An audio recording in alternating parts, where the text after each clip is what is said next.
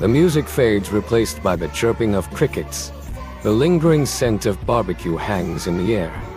Kyra, breathless, collapses onto a garden chair, Kate sinking down beside her. Whoa, we did that. Thanks for joining me, Kate. Feels like ages since we just let loose. Anytime, Kara. Besides, someone had to make sure you didn't accidentally summon any woodland creatures with those moves. Very funny. You know, after everything with Paul, it's good to just be normal for a while. Dance, laugh, not worry about being kidnapped or cloned. Jeremy, arms crossed, remains stoic, watching the two women. He paces nervously, taking a long pull from his beer bottle. His gaze shifts to Steve, who's leaning against the fence, watching Kira with an adoring smile. This isn't the time for romance. Not with Tina. Jeremy, what's wrong? You seem distant. It's Tina. She's still out there. With him. And what if he's hurting her? We'll bring her home, Jeremy. I promise. And she'll need you. Strong like you always are. I want to hold her. I want to save her. I want to storm that damn base and shoot Paul Grant myself. But stupid protocol. I'm a hacker, Jeremy. I don't do protocol. It's overrated. Lucky you. I feel like I'm tied up with invisible rope. Kate pulls Jeremy into a hug, the gesture surprisingly tender. Over Jeremy's shoulder, she catches Steve's eye. He's still watching Kira, but there's a new tension in his posture. He's holding something small and metallic in his hand, his fingers toying with it nervously. Everything will be all right, Jeremy. Just try to relax. We'll figure this out. Steve slips the metallic object into his pocket, his gaze fixed on Kira. He starts walking towards her, a forced casualness in his stride. The setting sun casts long shadows across the garden, the air thick with unspoken anxieties. Steve slips the metallic object into his pocket, his gaze fixed on Kara. He starts walking towards her, a forced casualness in his stride. The setting sun casts long shadows across the garden, the air thick with unspoken anxieties. Excuse me. Something you need, soldier?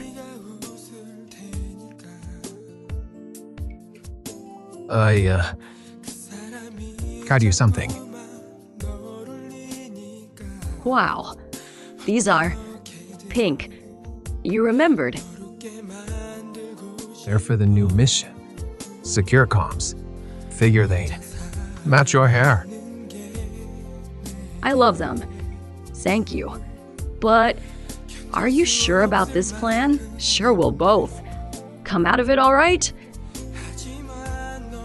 If I knew there wasn't a remote chance you could get hurt, I wouldn't be letting you do this. But it's the only way. I appreciate your faith in me, Steve. Truly. You've always had faith in me, Kira. It's time I return the favor. Jeremy watches the exchange from a distance, a flicker of sadness in his eyes. He takes a long swig from his beer bottle, the bitterness of the brew mirroring his own complex emotions. He rises and walks towards the house, his footsteps heavy on the patio stones. The screen door slammed shut behind him, a sound echoing in the twilight. Jeremy seems preoccupied. He's worried about Tina. We all are. But right now, we need to focus on this mission. Paul Grant needs to be stopped. A cool breeze rustles the leaves in the garden, carrying with it a sense of foreboding. The pink earpieces gleam in Kira's hand, a stark contrast to the growing darkness. All right, soldier. Let's do this. All right, soldier. Let's do this. Hurry adjusts the pink earpieces, a determined glint in her eyes. Steve double-checks his gear, his expression a mix of concern and resolve. The garden fades behind them as they slip into the shadows, the air thick with anticipation. We'll use the back route, less chance of running into patrols. Jeremy left a map inside. Right. Lead the way. They navigate through overgrown shrubs, the pink earpieces pulsing faintly in the deepening twilight. The crunching of leaves under their boots is the only sound breaking the silence. This feels different than the mall. More real. It is, but we've trained for this. We'll be fine. Inside Jeremy's car, parked a few blocks away, the atmosphere shifts. Jeremy produces a pair of handcuffs, the metal glinting in the dim light. It has to look real, Kara. For Paul, for Matthew, for everyone. Okay, I understand. The click of the cuffs echoes in the confined space, a stark reminder of the danger ahead. As they drive towards the penthouse, Kira's anxiety mounts. The city lights blur past, a dizzying kaleidoscope of color.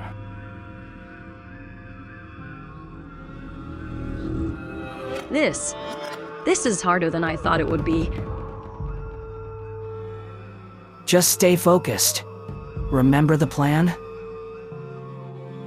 The car pulls up to the imposing penthouse building. Matthew, a sneer playing on his lips, emerges from the shadows and approaches the car, peering inside. He sees Kira handcuffed in the back seat. Paul Grant will pay handsomely for this, Jeremy. You've done well. Jeremy's face remains impassive as he exchanges a curt nod with Matthew. Kira's eyes well up with unshed tears. The fear she had been suppressing threatens to overwhelm her. There's no one to save you this time, Kara. Kara meets back against the seat, Jeremy's words piercing through her like shards of ice. Matthew yanks her roughly from the car, his grip digging into her arm. They ascend to the penthouse. The opulent surroundings a stark contrast to the grim reality of Kira's situation.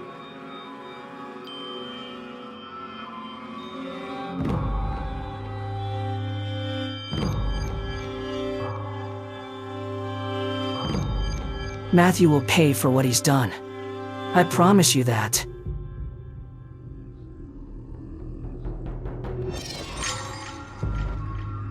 He then kisses her, a chillingly possessive gesture that sends a shiver down Kira's spine. The taste of betrayal hangs heavy in the air. He then kisses her, a chillingly possessive gesture that sends a shiver down Kira's spine. The taste of betrayal hangs heavy in the air. Now, Kara. There's no need for hostility. We're in this together, aren't we? Don't touch me. You make me sick. Paul's smile widens, his eyes gleaming with a predatory glint as he gestures towards the city lights outside the penthouse windows. All of this can be yours, Kara. All you have to do is embrace your destiny as my partner. Together, we can change the world. I would never willingly partner with a monster like you. Just as the tension between Kira and Paul reaches a boiling point, the penthouse door bursts open. Tina storms in, her face contorted with fury, followed closely by Jeremy, who looks surprisingly calm given the situation. You sick bastard. How dare you touch Kira like that? I believe there's been a misunderstanding. You see, Paul, I haven't received my payment yet. Kira's eyes widen in shock as she stares at Jeremy, her mind racing to make sense of his words. Jeremy, why? It's simple, Kara. For $1 million, and having Tina back is a good incentive. And quite frankly, watching you play house with Steve was becoming nauseating. Paul observes the exchange with a predatory gleam in his eye, a smirk playing on his lips. I believe this is what you're looking for, Jeremy. Pleasure doing business with you, Paul. Tina's eyes fill with tears as she looks at Jeremy, her voice shaking with anger and betrayal. You're a monster, Jeremy. How could you do this to Kira? I did this for us, Tina. Now we can be together, without any distractions. With a final glance at Kyra, Jeremy takes Tina's hand and leads her out of the penthouse, leaving Kira alone with Paul.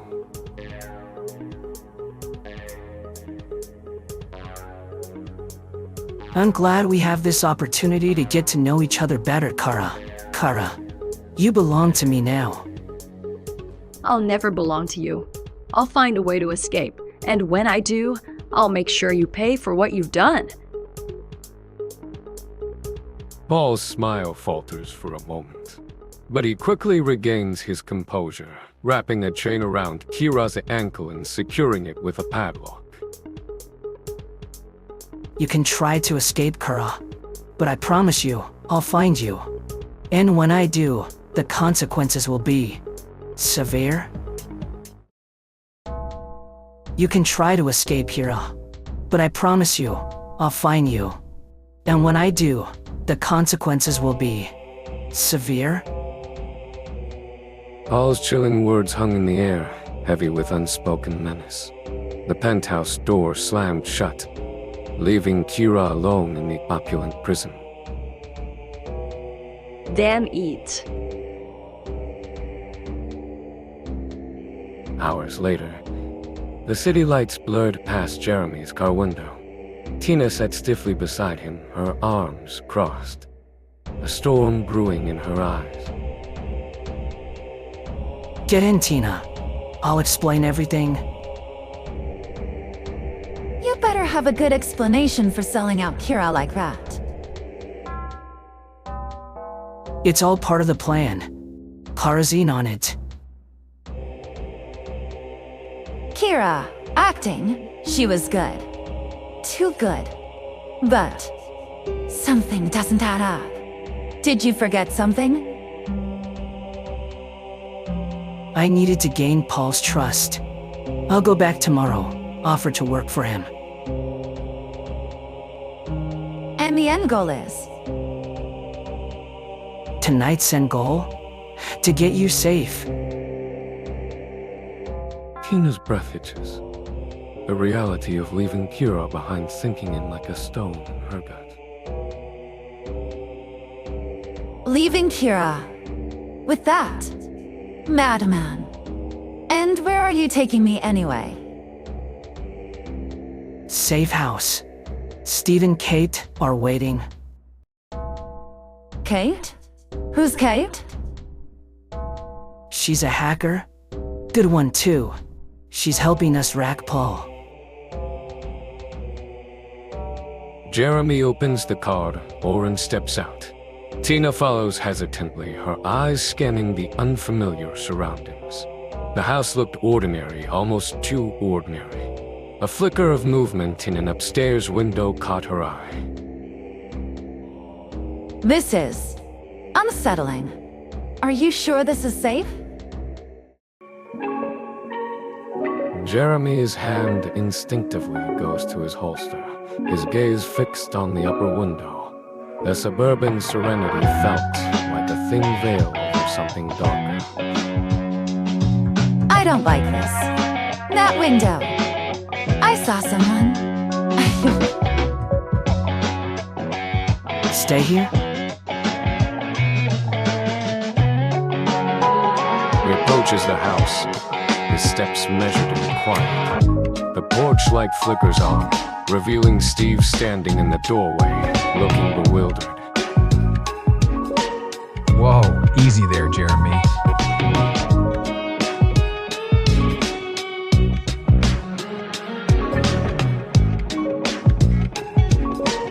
Steve, oh God, I'm so glad to see you. Huh. He's the worst person I've ever met. You're safe now, Tina. Everything's going to be okay. But how are we going to save Kira?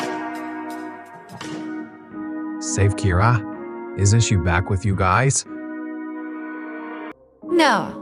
Jeremy had this whole plan about getting close to Paul, slipping something in his drink. Steve's face hardens. He turns to Jeremy, his voice low and dangerous. Excuse us, Tina. He drags Jeremy towards the garage, the tension crackling in the air. Hey, let go of me, Steve. You were supposed to slip the 2TX in his wine. What happened? I'm just Americans come to him, remember? He wouldn't even share a glass of water with me, let alone wine. He was suspicious. So, what's plan B? And it better be good. I'll act like the traitor I am to him. For the mission. For Carl. If anything happens to Kira Jeremy, I swear. If anything happens to Kira Jeremy, I swear. The garage air hung thick with unspoken threats and the metallic scent of Steve's recently cleaned sidearm. Kate, I need you. Fabricate some digital breadcrumbs. Make it look like I'm selling Stephen Carr out. Deep. Yeah, make it convincing. Paul's no fool. Steve paces the length of the garage, the rhythmic thud of his boots echoing Jeremy's anxious tapping. So, the wine, you sure you can get close enough this time? I have to. Remember, Americans come? He won't let me near him. This whole traitor act. It's the only way. I'll be his shadow. I'll earn his trust. And then, the wine? You'll be in the black van, listening in, right? Every second. Well, what if he doesn't buy it? What if he sees through your... He's buying it, Steve. He's already suspicious. Thinks Kira's playing him. Which, to be fair, she was. This just reinforces his paranoia. The garage door rumbles open, revealing Kate, a mischievous glint in her eyes. Digital breadcrumbs baked and ready to crumble, boys. Consider it a 5-star betrayal buffet. Need a convincing waitress to deliver that poison wine? I can play the part.